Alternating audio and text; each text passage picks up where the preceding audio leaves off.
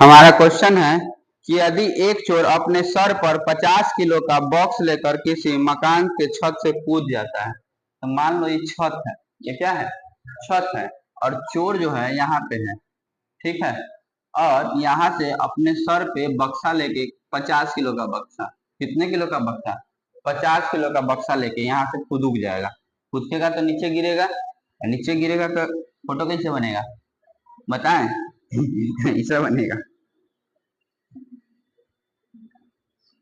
पिचक गिर जाएगा, ठीक है। तो 50 किलो का बक्सा लेके और यहाँ से क्या किया है, कूद गया, ठीक है, तो ये ऊपर से यहाँ कूद गया, ठीक। तो एक चोर अपने सर पर 50 किलो का बक्सा लेकर किसी मकान से छत से कूद जाता है, यदि इसके कूदते समय वायु का घर्षण यानी कि वायु के कारण जो भी फोर्स है उसको क्या मानो, जीरो मानो, क्या मानो, नग्न मानो, तो मुक्त अवस्था में गिरने से इस चोर के सिर पर बॉक्स द्वारा आरोपित बल ज्ञात करे। तो कह रहा है बॉक्स द्वारा आरोपित क्या ज्ञात करना है, बल ज्ञात करना है, ठीक है, एकदम आसान है। तुम बताओ ये नीचे की तरफ इस पे एक्सेलरेशन कितना का होगा, A इक्वल टू जी के बराबर होगा, क्योंकि फ्री फॉल में ही तो गिर रहा है, किसमें गिर रहा है, फ्री फॉल में। कूदने का मतलब क्या होता है, ऊपर से सीधे छोड़ देना, ठीक है, तो एक्सेलरेशन कितना हो जाएगा, जी का हो जाएगा, ठीक है। वस्तु का भार कितना है, 50 किलो, ठीक। इसका क्या बना दोगे, फ्री बॉडी डायग्राम बना दोगे और इसको सॉल्व करोगे, तो देर समय दो, जिससे बनता है वो बनाओ, ठीक है, और जी हम उसका बाद बता देंगे। देखो तो कोशिश करो, तो क्वेश्चन समझ में आ गया क्या करना है, हाँ। एगो चोर है जो कि 50 किलो का चीज रखे माथा पर से क्या कर गया है, कूद गया है, क्या कर गया है, कूद गया, तो क्या बताओ क्या कौन सा फोर्स लगेगा, बस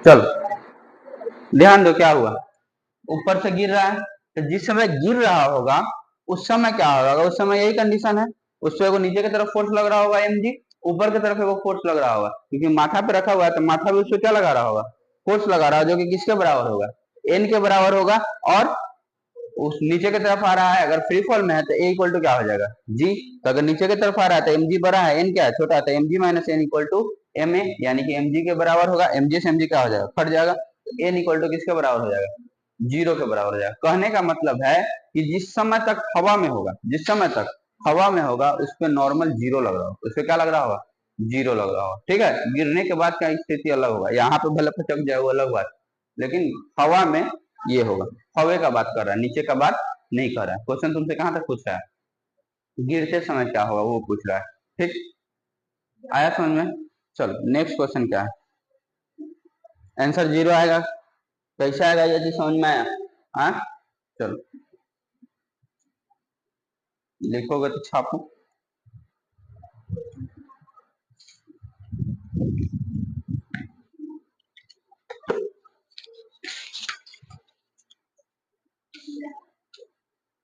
किसी टेबल पर रखे एक पिंड का द्रव्यमान m एवं इसी पिंड के संपर्क में कोई दूसरा m द्रव्यमान पिंड रखा है तथा पहले पिंड पर चित्र के भांति एक क्षैतिज बल F लगाया है, तो यदि इस बल को F दोनों पिंड गतिशील हो जाता है तो दोनों पिंड पर लगने वाले त्वरण एवं दोनों पिंड के बीच वाले संपर्क बल ज्ञात करें।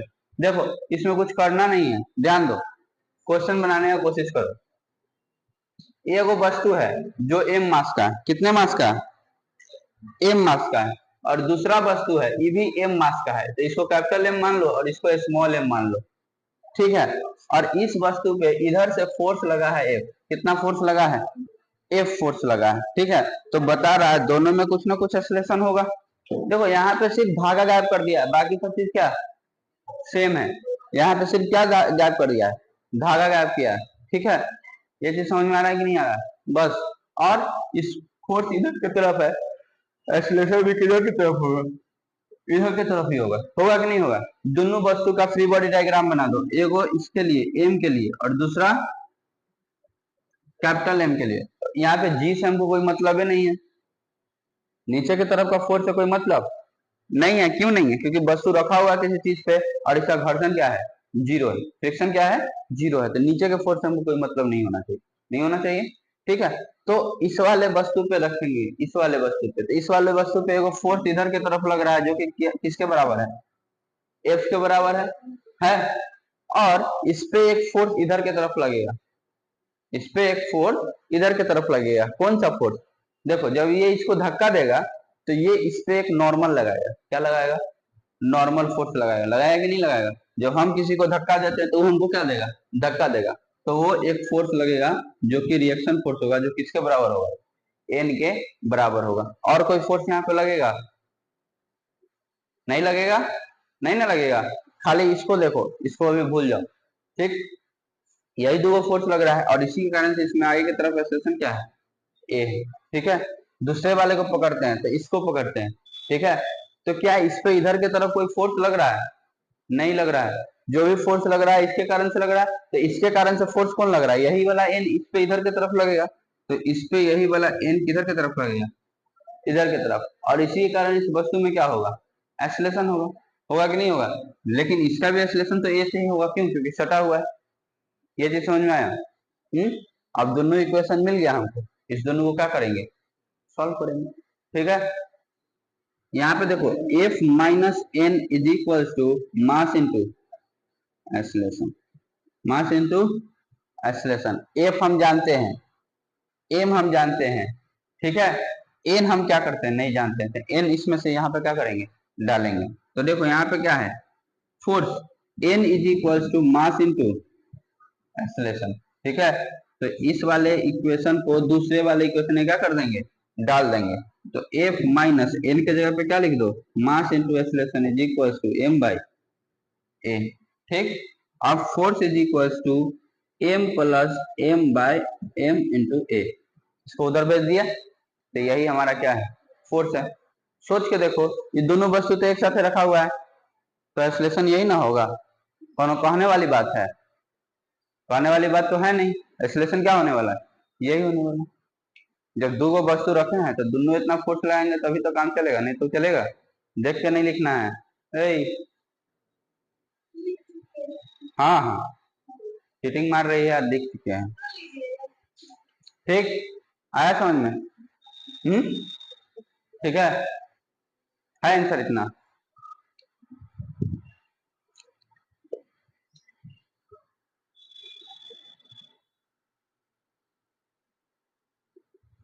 है यहाँ पे दिया हुआ। ठीक है, अब हमको एन भी निकालने के लिए बोल रहा है। क्या निकालने के लिए बोल रहा है? एन। तो एन के लिए सिर्फ यही ना हमको निकालना होगा। तो N is equal to M, तो हमारे पास ऐसे है, ए के जगह पे क्या लिख सकते हैं? तो ए के जगह पे लिख सकते हैं F by M plus M. F by A के जगह पे क्या लिख सकते हैं? F by M plus M नहीं लिख सकते हैं? और यहाँ पे एम है, small M, F by M plus M. हमारा ये क्या हो जाएगा? नॉर्मल फोर्स हो जाएगा, जो फोर्स इस दोनों के बीच में लग रहा है, जो कि हम एगो यहाँ पे रखे हैं, एगो यहाँ पे रखे हैं। ये चीज समझ में आए?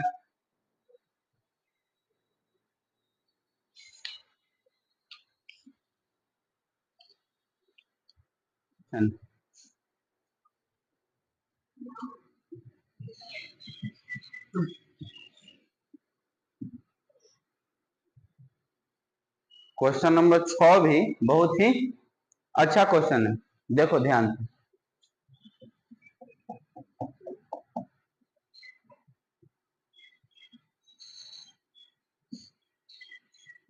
ठीक, एगो मास है, एगो क्या है? मास है, जिसका वजन 10 किलो है। ये कितने केजी का है? 10 केजी का है। ठीक है, और एगो धागा से टकराया हुआ है, और यहाँ से एगो व्यक्ति इसको यहाँ से खड़ा होकर इसको क्या कर रहा है? खींच रहा है। इसको तिकारो नीचे कर देते ताकि पता चले कि खींचा रहा है। ठीक है, और यहाँ से खड़ा होके इसको क्या कर रहा है? खींच रहा है। ठीक है, तो इसमें खींचेगा तो कुछ ना कुछ टेंशन होगा, कुछ ना कुछ क्या होगा? टेंशन होगा। अच्छा, यहाँ पे एक और चीज दिया हुआ है, ये ऊपर के तरफ 2 मीटर पर सेकंड की स्पीड से जा रहा है। कितने की स्पीड से जा रहा है? 2 मीटर पर सेकंड। किसी घर्षण रहित घिरनी के 10 केजी द्रव्यमान का एक पिंड चित्र की भांति 2 मीटर पर सेकंड स्क्वायर के की त्वरण के एक व्यक्ति द्वारा ऊपर की ओर खींचा जा रहा है। इस स्थिति में पिंड का मुक्त पिंड आरेख खींचे एवं रस्सी से उत्पन्न तनाव। चलो ये सब सही है। और तुमको क्या दिया हुआ है? तो और तुमको दिया हुआ है कि ये जो आदमी है, इस आदमी का वजन 60 किलो है। आदमी का वजन कितना है? 60 किलो। तो तुमको ये भी बताना है कि आदमी जब खींच रहा होगा तो इस धरती पे बल लगा रहा होगा, तो धरती पे आदमी के द्वारा कितना बल लग रहा है, आया समझ में? धरती पे आदमी द्वारा कितना बल लग रहा है, और ये अगर इसको खींच रहा है, ये इसको क्या कर रहा है, अगर खींच रहा है तो ये कितना से ऊपर जा रहा होगा। या जैसे कि पहला चीज बताओ कि इस पे कितना, पुल्ली पे कितना फोर्स लगेगा, किस पे, पुल्ली पे फोर्स लगेगा कि नहीं लगेगा? पुल्ली बीच में है तो इस पे क्या लगेगा, फोर्स लगेगा, तो वो भी तुमको बताना है, ठीक है। और व्यक्ति द्वारा रस्सी पे कितना फोर्स लग रहा है वो भी तुमको निकालना है, और जमीन पे व्यक्ति द्वारा कितना फोर्स लग रहा है वो भी तुमको निकालना है, ठीक है। क्या क्या चीज निकालना है? पहले तो टेंशन निकाल दो, पहले क्या निकाल दो, टेंशन निकाल दो। टेंशन निकालने के बाद ये निकाल देना कि इस पे कितना लग रहा है, और अगला निकालना कि इसके द्वारा जमीन पे कितना फोर्स लग रहा है, कितना बल लगा रहा है, कहाँ पे, जमीन पे। चलो कोशिश करो बनाने का, आसान क्वेश्चन।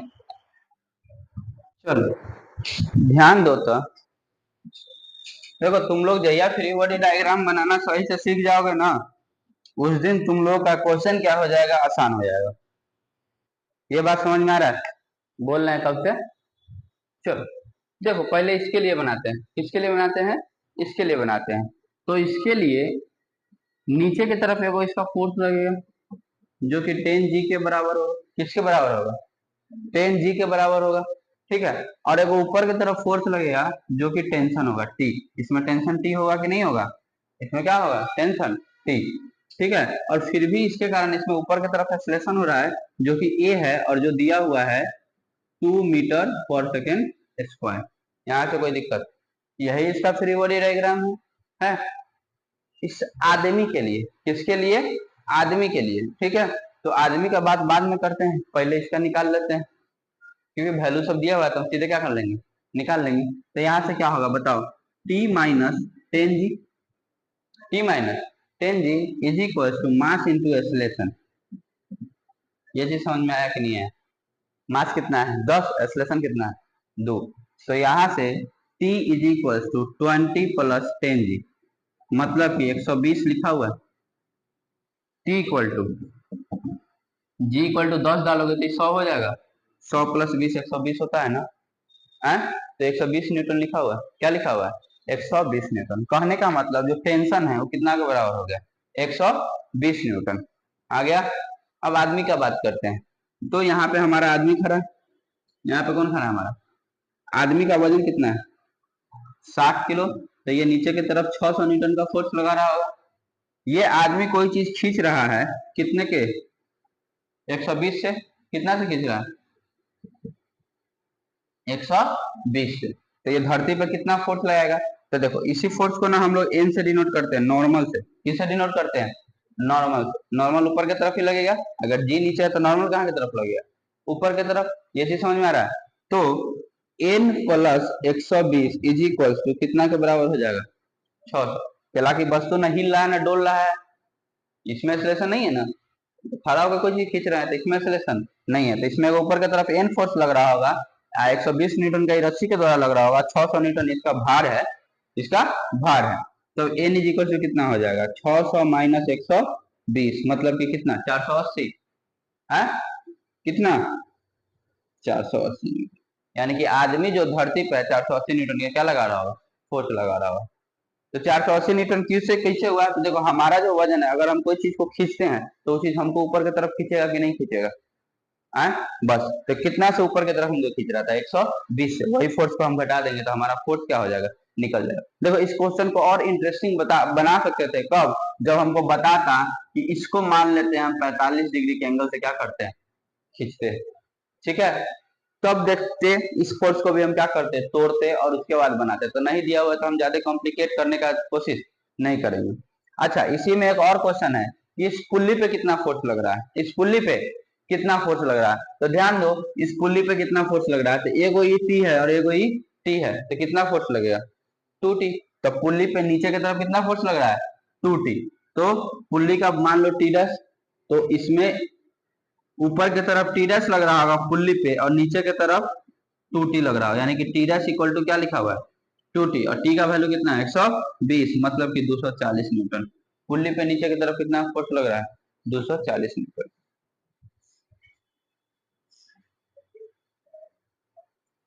हो गया तुम्हारा एक एक क्वेश्चन सॉल्व हो गया।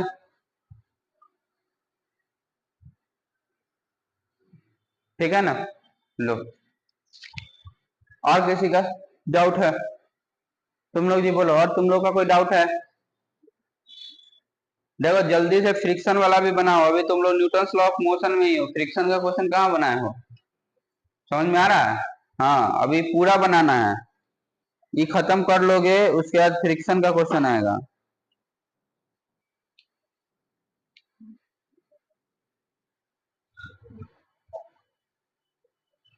दो जी, अब तो अपना प्रॉब्लम दो, यही नहीं किया। चलो छापो, और तरीका देर रुक के सुन लो, उसके बाद छापते रहना। अच्छा ये वो काम करते हैं, काम क्या करते हैं, इसी से रिलेटेड वो क्वेश्चन बनाते हैं।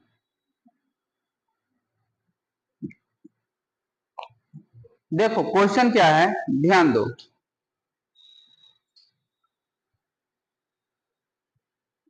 ये वो लिफ्ट है, ठीक है, इसके अंदर एगो आदमी खड़ा है, इसके अंदर कौन खड़ा है, एगो आदमी खड़ा है, और इस लिफ्ट को पुल्ली से जोड़ा गया हुआ है। किससे जोड़ा गया हुआ है? पुल्ली से। और इस लिफ्ट में छेद है, क्या है? छेद है, और इस धागा से नीचे है, और इस धागा को इस आदमी के हाथ में क्या कर दिया गया है, पकड़ा दिया गया है। ठीक है, और ये आदमी उस धागा को खुद से खींच रहा है, खुद से क्या कर रहा है, खींच रहा है, और लिफ्ट ऐसे लटका हुआ है, लिफ्ट ऐसे लटका हुआ है। ये चीज समझ में आया? क्या है समझ में आया? लिफ्ट में आदमी बैठ गया, और आदमी के हाथ में रस्सी है, जो रस्सी लिफ्ट से कनेक्टेड है, यानी कि जितना जोर से रस्सी को खींचेगा उतना जोर से लिफ्ट कहाँ जाएगा, ऊपर जाएगा। ठीक, अपने आप को इमेजिन करो, क्या करो, इमेजिन करो कि तुम जिस पे बैठे हुए हो खींचने का ताकत तुम्हारे ही हाथ में, तुम उसको क्या कर रहे हो, खींच रहे हो, तुम उसको क्या कर रहे हो, खींच रहे हो। ठीक, ये चीज समझ में आ गया। आगे क्या कहा जा रहा है, तो आगे कहा जा रहा है, फिगर इतना shows a man of mass 60 kg standing on the light weighted machine kept in a box of mass 30 kg। ये जो बॉक्स है, इस बॉक्स का मास कितना है 30 केजी, और आदमी का मास कितना है 60 केजी। आदमी का मास कितना है 60 केजी। ठीक है, the box is hanging from the pulley fix to the ceiling through the light rope, और ये इस सेलिंग से क्या हुआ है, लटका हुआ है, other and with help of himself। ठीक है, if the man managed to keep the box at rest, what is the weight shown by the machine। ठीक है, और कह रहा है ये जो आदमी है इसको एक्सेलेरेशन जीरो करके रख पा रहा है, यानी कि इसका रेस्ट में रख पा रहा है। रेस्ट में कब होगा, जब एक्सेलेरेशन क्या होगा, जीरो होगा, तब क्या चीज में होगा, रेस्ट में होगा, यानी कि मास को हिलने नहीं दे रहा है। मान लो अगर ये छोड़ा तो मर गया, छोड़ा तो क्या हो गया, मर गया। मान लो इसको 10 मंजिला पे इसको ऐसे टांग देगा, हाथ में रस्सी पकड़ा देगा, कहेगा अगर छोड़ा तो छोड़ेगा तो लिफ्ट नीचे आएगा, लिफ्ट कहाँ जाएगा, नीचे जाएगा, तो ये छोटा होते चला जाएगा, रस्सी छोटा होता चला जाएगा, तो रस्सी कब तक पकड़ पाएगा, जब तक ले रस्सी उस छेद से बाहर ना निकले, और जैसे रस्सी छेद से बाहर निकलेगा हाथ से छूट जाएगा, ये एक के बाद धड़ाम से कहाँ गिरेगा, नीचे गिर जाएगा। ये चीज समझ में आ रहा है, यानी कि इसका जान इसी के मुट्ठी में दे दिया। और ये इसको मैनेज कर पा रहा है, रोक के रखा हुआ है, इसको क्या कर पा रहा है, मैनेज कर पा रहा है, इसको क्या करके रखा हुआ है, रोक के रखा हुआ, मतलब कि रेस्ट में, क्या चीज में है, रेस्ट में। ठीक है, what force should the exert on the rope to get the correct weight on the machine। तो कह रहा है कितना फोर्स ये लगा के रखेगा कि ये स्थिर रहेगा। एगो चीज और ध्यान दो, अगर वो उसको पकड़ के लटक भी जाता है तो ज्यादा से ज्यादा क्या होगा, मशीन जाएगा यहाँ सट कर ऊपर लगेगा, उससे ज्यादा तो कुछ हो नहीं सकते है ना। हाँ, तो यहाँ पे क्या कर रहा है कि तुमको बताना है कि फोर्स पे, इस रोप पे कितना फोर्स लगा रहा है, रोप पे कितना फोर्स लगा रहा है कि मशीन हिल नहीं रहा, मशीन हिल नहीं रहा, मतलब कि तुमको टेंशन निकाल देना है। क्या निकाल देना है, टेंशन निकाल देना। आया समझ में? ठीक है, किसके लिए, जब एक्सेलेरेशन क्या हो, जीरो हो। चलो बना। कुछ नहीं करना। पिछला क्वेश्चन जो था उसमें यहाँ पे एक्सेलेरेशन था और यहाँ पे एक्सेलेरेशन नहीं है। फ्री बॉडी डायग्राम बना दो, 2 गो फ्री बॉडी डायग्राम बनेगा। क्या गो बनेगा? 2 गो, एगो ये बॉक्स का और एगो ये आदमी का। ठीक, बनाओ।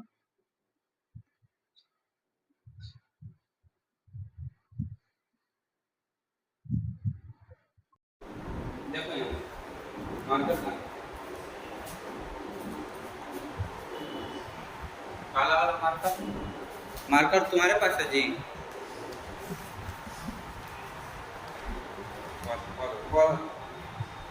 ध्यान, सबसे पहले ये अंदर वाला के लिए, आदमी के लिए बनाते हैं। किसके लिए बनाते हैं? आदमी के लिए। ठीक है, तो आदमी नीचे की तरफ, आदमी का वजन अगर 60 किलो है तो वो नीचे की तरफ फोर्स लगेगा जब कितना होगा? 600 न्यूटन के बराबर होगा, या 60 जी लिख दो या 600 न्यूटन, कोई दिक्कत नहीं। अगर तुम बच्चा है तो बच्चा की तरह लिख दो। ठीक, अच्छा, अगर ये इस वस्तु पे खड़ा है, इस वस्तु पे खड़ा है, तो कोई फोर्स लग रहा होगा जो कि ऊपर की तरफ फोर्स लग रहा होगा, जो कि रिएक्शन फोर्स होगा, जिसको हम किससे लिख रहे हैं? मीटर, एन से लिख रहे हैं। क्या किससे लिख रहे हैं? लगा। और कोई फोर्स, एक फोर्स है जिससे खींच रहा है इसको, तो इसको ऊपर की तरफ से फोर्स लग रहा होगा। कौन लग रहा होगा? टेंशन लग रहा होगा। और कोई फोर्स यहाँ पे लग रहा है इसके ऊपर? नहीं लग रहा। इसके ऊपर और कोई फोर्स लग रहा है? आदमी के हिसाब से तुम सोच के देखो, रस्सी पकड़ा हुआ है और लिफ्ट के अंदर क्या है? खड़ा है। लिफ्ट के अंदर क्या है? खड़ा है। ठीक है, तो वो रस्सी को खींच रहा है, तो ऊपर की तरफ फोर्स, इसके वजन, और एगो लिफ्ट के कारण फोर्स। तो लिफ्ट के कारण फोर्स हम क्या लिखते हैं? नॉर्मल लिखते हैं कि नहीं लिखते? क्या लिखते हैं? नॉर्मल। और मान लेते हैं कि इसका एक्सेलरेशन हो रहा है, मान लेते हैं इसका एक्सेलरेशन हो रहा है।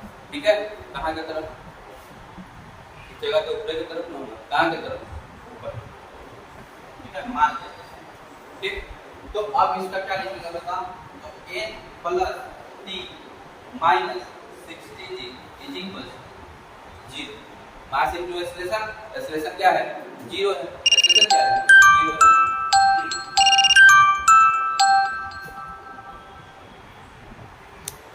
यहाँ तक कोई दिक्कत नहीं ना? अगला एलिवेटर, अगला किसको? एलिवेटर को। तो एलिवेटर है, तो एलिवेटर का ये उल्टी माथा से जुड़ा हुआ है, जो इस पे भी क्या फोर्स लग रहा होगा? टी लग रहा होगा। कौन लग रहा होगा? टी। एलिवेटर अपने 30 किलो का है। एलिवेटर अपने कितने किलो का है? 30 किलो का। और उसमें आदमी कितने किलो का खड़ा है? 60 किलो का। ठीक है, तो ये कितना? जी 90 जी। नीचे की तरफ फोर्स लग रहा होगा, लग रहा होगा कि नहीं लग रहा होगा? लग रहा होगा। ऊपर की तरफ इसको कौन लग रहा होगा? टेंशन लग रहा होगा। और नीचे की तरफ 30 प्लस 7 जी लग रहा होगा। और एक और फोर्स लग रहा है। कौन सा फोर्स? अगर आदमी इस पे खड़ा है तो आदमी का फोर्स इस पे नीचे की तरफ एक रिएक्शन फोर्स, जो यहाँ पे ये लिखा है ना, ये लिखे ऊपर की तरफ, तो इसमें एन कहाँ की तरफ लग रहा होगा? नीचे की तरफ लग रहा होगा, नहीं लग रहा होगा? तो इस पे नीचे की तरफ एक फोर्स लग रहा होगा, जो कि कौन है? एन। ये चीज समझ में है। और इसमें भी एक्सेलरेशन अगर कहाँ की तरफ होगा? ऊपर की तरफ। इसमें भी मान लेते हैं एक्सेलरेशन कहाँ की तरफ? ऊपर की तरफ मान लेते हैं। ठीक है, तो यहाँ भी क्या होगा बताओ? यहाँ भी क्या होगा? अगर किसी में से किसी होगा तो 90g minus 90g plus n minus d is equal to mass into acceleration, जो कि 0, जो कि क्या होना है? 0 होना। ठीक है, अब इसको क्या करेंगे? क्या करेंगे? सॉल्व करेंगे। तो n plus t minus 60g is equal to 0। मैं ये दोनों इक्वेशन 1 और इक्वेशन 2 क्या करते हैं? जोड़ देते हैं। दोनों इक्वेशन क्या करते हैं? जोड़ देते हैं। तो क्या लिखेंगे? 90g प्लस में है, प्लस में क्या है? n है, और माइनस में क्या है? t है, इक्वल टू किसके बराबर है? 0 के बराबर। ये खत्म हो जाएगा जब 2n इज इक्वल टू कितना हो जाएगा? 9 6 हो जाएगा, 30 हो जाएगा। n इक्वल टू 15 दिन, n इक्वल टू 15 दिन मतलब कि 150, n इक्वल टू 150। n का वैल्यू मिल गया तो t का वैल्यू मिल जाएगा। तो फ्रॉम इक्वेशन 1 ठीक है। तो n इज इक्वल टू 150 है plus t minus 600 is equal to 0। तो t इज इक्वल टू कितना हो जाएगा बता, 600 में से 150 जाएगा 450 हो जाएगा। जो टेंशन है वो कितना है 450। ठीक, तो पिछले जैसा क्वेश्चन नहीं है, पिछले में 120 था और 480 था। बोल कोई क्वेश्चन चेंज हुआ नहीं हुआ। आंसर पहले देख लेते हैं सही है। 15 kg और 18 से गलत हो गया। अच्छा 150 सही, तो 150 है ना सही।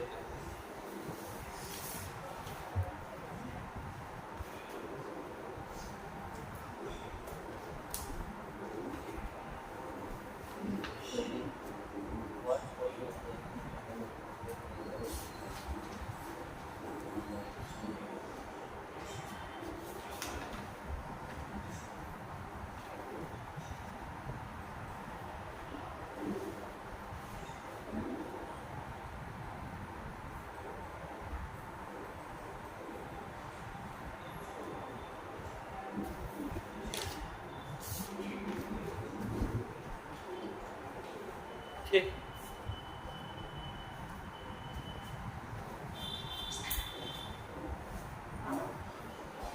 ये तो पहला क्वेश्चन हो गया। ये कौन सा क्वेश्चन हो गया? पहला क्वेश्चन। दूसरा क्वेश्चन क्या कर रहा है? दूसरा क्वेश्चन क्या कर रहा है? दूसरा क्वेश्चन कह रहा है कि जो इसका वेट है, करेक्ट वेट कितना है? 60 प्लस 30 90 किलो। 60 plus 30 90 kilo. तो 90 किलो का वेट वहां पे क्या होना चाहिए? दिखाई देना चाहिए। तो कितना न्यूटन का फोर्स लगाएंगे, कितना किलो का फोर्स वेट दिखाई दे? 90 किलो। कितना किलो? 90 किलो। ठीक है, तो उसके लिए कितना हमको टेंशन का क्या करना पड़ेगा? अप्लाई करना पड़ेगा, वो हमको दूसरा निकालना। ठीक, ये चीज समझ में आया है कि नहीं आया? तो फ्री बॉडी डायग्राम बनाते ही तुम्हारा इक्वेशन क्या हो जाता है? लिखा जाता है ना? क्वेश्चन तुम्हारा क्या हो जाता है? सॉल्व। यही तुमको लिखने आना है।